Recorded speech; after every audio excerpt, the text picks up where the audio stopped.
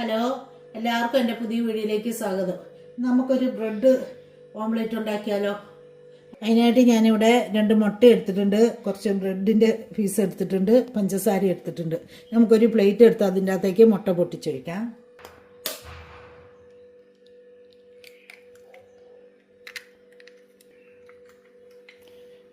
ഈ മുട്ട പൊട്ടിച്ചൊഴിച്ചതിലേക്ക് നമുക്ക് 2-3 സ്പൂണ് പഞ്ചസാര ഇട്ട് കൊടുക്കാം.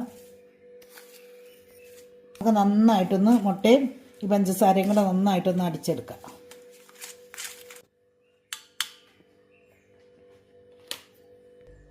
ഇനി നമുക്കൊരു പാൻ അടുപ്പത്ത് വെച്ച്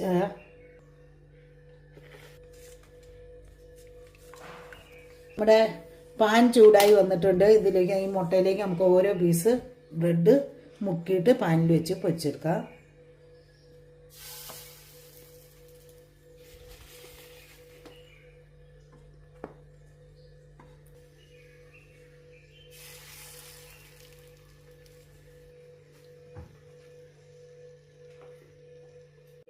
നമ്മുടെ ബ്രെഡ് പൊരിച്ചതും കട്ടൻ ചായയും റെഡി ആയിട്ടുണ്ട്. ഇനി നമുക്ക് കഴിച്ച് നോക്കാം. എല്ലാവർക്കും എൻ്റെ വീഡിയോ ഇഷ്ടപ്പെടുവാണെങ്കിൽ ലൈക്ക് ചെയ്യണം, ഷെയർ ചെയ്യണം, എന്തായാലും എനിക്ക് സപ്പോർട്ട് ചെയ്യണം. Bye bye.